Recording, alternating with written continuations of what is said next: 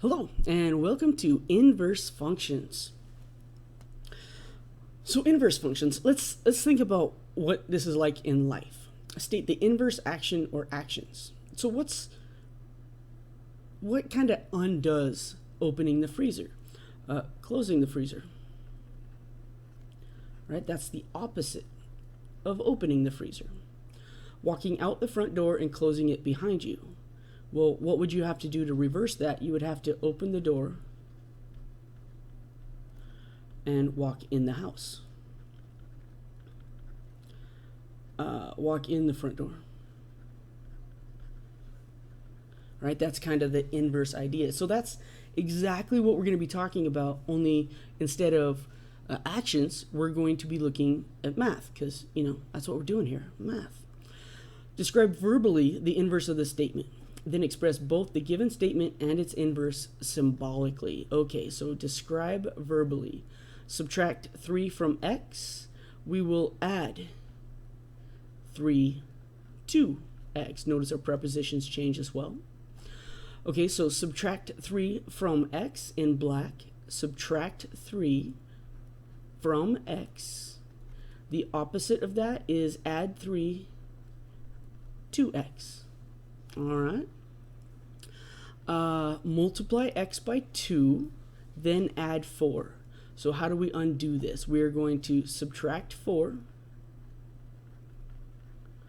and then divide x by 2.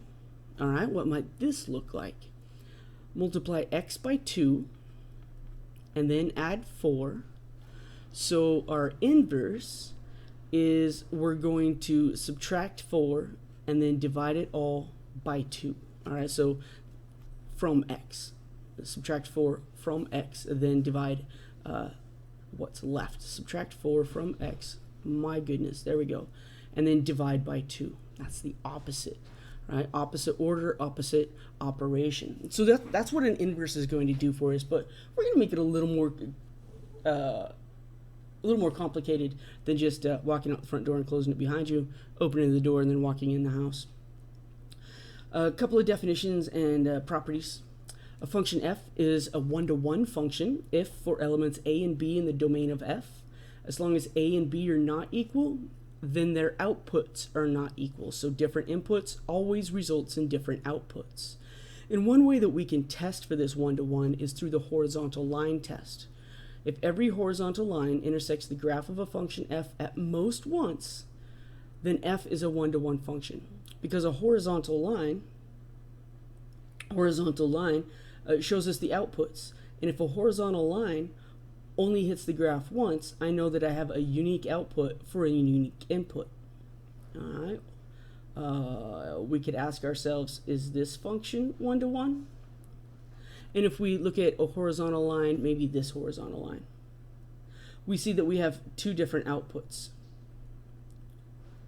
And for some reason, I decided to put x2 on the left of x1. So this one is not one-to-one, because one output, whatever this y value is, has two different inputs, so it does not pass the horizontal line test. Now, one-to-one functions will have inverses. Only one-to-one functions will have inverses. So let's let f be a one-to-one function. Then f to the negative 1, that's the notation, is the inverse function of f if, man, I'm going to have to hire somebody to proofread my notes because I'm obviously not doing it. The composition, f inverse composed with f of x, which is f inverse evaluated to f of x, gives us x for every x in the domain of f. And the composition in the other order gives us the same answer. And we saw in the last lecture that composition doesn't necessarily equal the same thing in both orders. So order matters, and here's a special situation where not only are they the same, but their output is x. So if we input x, we do the function, and then we do the inverse, we've come back to x. All right, so we're going to find a formula for the inverse symbolically by first verifying that the function is one-to-one. Then we'll solve the equation y equals f of x for x, obtaining x equals f inverse of y. Then we'll switch x and y to obtain y equals f inverse of x. And we should always verify that we have the right inverse using our definition, so using composition. I almost say competition. Math should not be a competition, just so you know. It should never be a race, should never be a competition. So find a formula for f inverse of x and verify. So the first thing I'm going to do is rewrite f of x as y. Then I'm going to solve for x. So to get x by itself, let's put step 2 in a different color. Y minus 1 equals negative 2x. If I divide everything by a negative 2, I will have negative 1/2 y plus 1/2 equals x. Now, the part that is super important is the fact that all an inverse does is switch x and y. So now we switch x and y. And then we started with a function. So we're going to finish with a function, f inverse of x. And sometimes, instead of dividing each individual term, we might call this minus x plus 1 all over 2. Either notation is going to be just fine, but one of them kind of works better, and here's why. So, yeah, I'm not going to tell you why on this one. I'm going to tell you why on number 2, because it'll make more sense. And then you can go back and check the technique on problem number 1. I forgot a step. Very important step. Let's verify. F evaluated at f inverse of x is f evaluated at negative x plus 1 over 2. The original function f is 1 minus 2 times something. That something is a negative x plus 1 over 2. When we simplify, our 2's will cancel out. We will have 1 minus negative x plus 1. That negative distributes. I'll have 1 plus x minus 1. And from here, we get x. And we should check f inverse of f of x as well. I'm going to leave that for the listener. In the textbook, I'd say, what would I'd say? I'd say proof is left for the reader to verify. Make sure that this is equal to x as well. Put the 1 minus 2x here for x. Make sure everything cancels out. All right. Number 2. First step, we're going to rewrite as y equals. This is a cube root of x minus 5. I know that's a little hard to see, but I typed it, so I know what it was supposed to be. Next step, we're going to get the x by itself. So what should we do? Let's cube both sides. The reason I choose to cube both sides is because that's the opposite or inverse of the cube root. So I'll have y cubed equals x minus 5. Let's add 5 to both sides. And once we get x by itself, we now bring it over into switching x and y, because that's all an inverse does, really. This is an equal sign. And we rewrite it in function notation as x cubed plus 5. Let's think about the words here. When we take x, start with x, we'll subtract 5, and then we'll do the cube root. So what's the inverse? In the opposite order, first we cube. Let's write that word.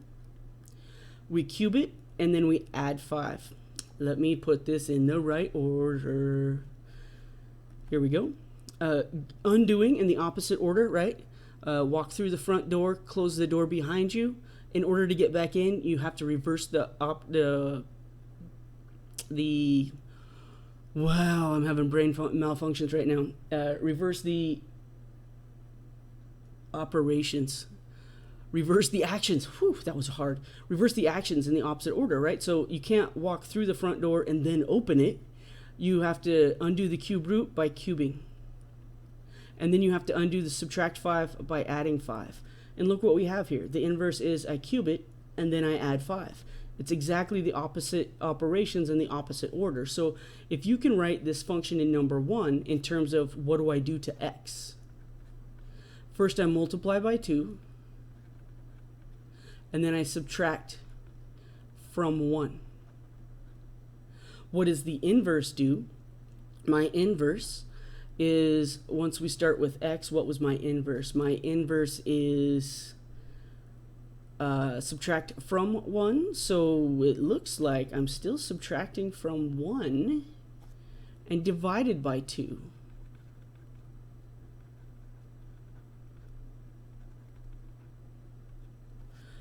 So this particular example didn't work out so well in my explain it through what do we do, but always it'll work out through the process of step by step finding the inverse.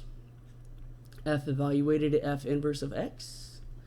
That's f evaluated at x cubed plus 5. My function f is the cube root of something minus 5. This something is x cubed minus 5. X cubed plus 5 minus 5 is going to be the cube root of x cubed. And the cube root are inverse operations, so we'll end up with an x. This one I will not leave for the reader to verify. I have space for it. So f inverse of the cube root of x minus 5 is, nope, parentheses, getting in too big of a hurry here. My f inverse function is something cubed plus 5. What is that something? It's the cube root of x minus 5. Cube root cubed cancels out. X minus 5 plus 5 gives me x. And we have verified through composition that the two functions are inverses. And these are some kind of basic ideas of doing inverses. This is one of my favorite questions. You can't use this method of writing down the operations in order to find the inverse of this. So it's a little more challenging. Let's see how it goes. First step, rewrite as y equals. Then we will solve for x. So in order to solve for x, I'm going to multiply both sides by x minus 3, super bright yellow. If I multiply by x minus 3, on the right side it cancels out. On the left side, I'll have xy minus 3y equals 2x plus 1. Now remember, we already have y isolated. Now we want to solve for x. So let's get everything with an x on one side by subtracting 2x from both sides, and get everything that doesn't have an x on the right side. So let's add 3y to both sides. The reason we get all the x's on one side is so we could factor it out. And finally divide.